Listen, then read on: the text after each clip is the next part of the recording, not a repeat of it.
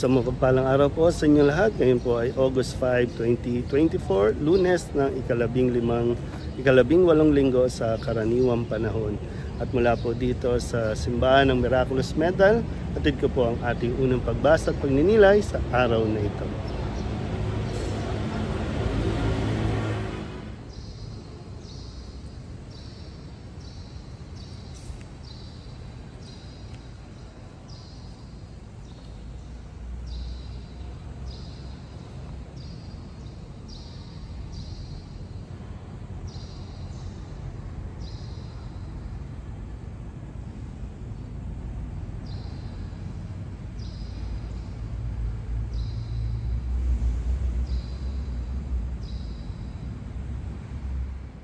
Para po sa ating unang pagbasa sa araw na ito, ito ay hinango mula sa aklat ni Propeta Jeremias chapter 28 verses 1 to 17. Nang taong ding iyon, ng ikalimang buwan ng ikaapat na taon ng paghahari ni Sedekias sa Huda, si Jeremias ay kinausap ni Ananias, anak ni Propeta Azur ng Gabaon.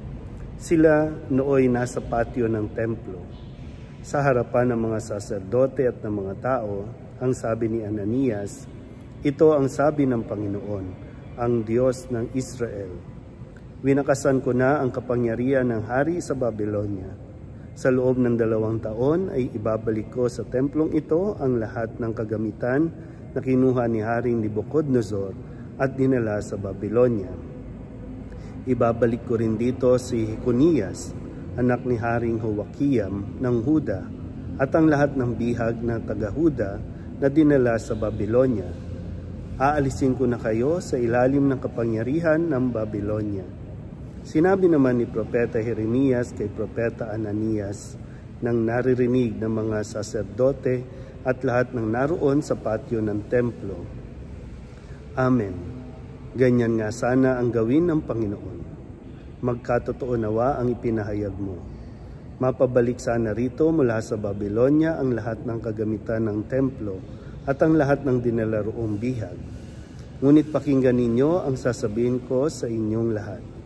Ang mga propetang nauna sa atin ay nagpahayag na magkakaroon ng digmaan, taggutom at salot sa maraming bansa at tanyag ng mga kaharian. Kung magkatotoo ang pahayag ng isang propeta na iiral ang kapayapaan, saka lamang natin malalamang ang Panginoon nga ang nagsugo sa kanya." Pagkarinig niyon, kinuha ni Propeta Ananias ang pamatok na nasa batok ni Jeremias at binalik. Pagkatapos sinabi niya sa lahat ng naroroon, "Sinasabi ng Panginoon na ganito ang gagawin niya sa mga pamatok na inilagay ni Haring Nabucodonosor sa lahat ng bansa, at ito'y gagawin niya sa loob ng 2 taon. At umalis si Propeta Jeremias. Pagkalipas ng kaunting panahon mula nang baliin ni Propeta Ananias ang pamatok ni Propeta Jeremias, kinausap ng Panginoon si Jeremias. "Pumunta ka kay Ananias at sabihin mo, nawasak mo nga ang pamatok na kahoy, ngunit papalitan ko ng bakal. Lalagyan ko ng pamatok na bakal ang lahat ng bansang ito upang sila'y maglingkod kay Nabucodonosor, at magkakagayon nga.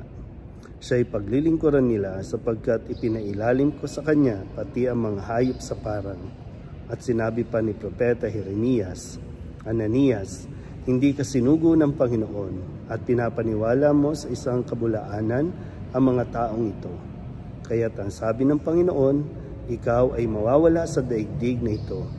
Mamamatay ka sa taon ding ito sapagkat tinuruan mo ang bayan na maghimagsik laban sa Panginoon."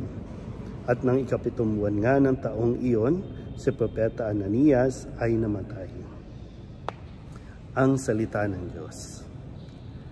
Muli po, isang mapagpalang araw sa inyo pong lahat at mula pa rin po dito sa dambana ng Miraculous Medal, dito po sa Adamson. Ang hatid ko po ang ating unang pagbasa at pagninilay sa araw na ito, na kung saan ay si Propeta Ananias ay kinompronta din ni Propeta Jeremias sa kanya pong pagpapanggap. Sa umpisa, kala natin talagang authentic, no, yung kanyang mensahe na galing sa Panginoon, pero sa kalaunan ay ito pala ay sarili niyang pag-iisip, sarili niyang kagustuhan na at gamitin ang pangalan ng Panginoon na siya ay isinugo para magpahayag ng mensahe ng Panginoon na hindi naman pala talaga. Kung kaya, no, ipinag-utos ng Panginoon kay Jeremias na kumprontahin at pagsabihan si Ananias kung ano ang mangyayari talaga sa kanya. Mga kapatid, no, kadalasan po, madalas tayong maligaw ng landas dahil nga sa maraming tao ang nagpapanggap, maraming tao ang kumbaga sinasabi ng mga nagsasabing nakausap ang Panginoon, sila ang sinugo ng Panginoon, at yung kanila pong mga ginagawa, kumbaga sa madaling sabi, no, marami po ang gumagamit ng pangalan ng Panginoon para lubusang mailigaw ang mga tao. Kaya mas sigit tayong dapat na nagdarasal, nagninilay tayo, yung tinatawag na discernment sa kung ano ba talaga ang mensahe ng Panginoon sa mga nangyayari sa ating paligid.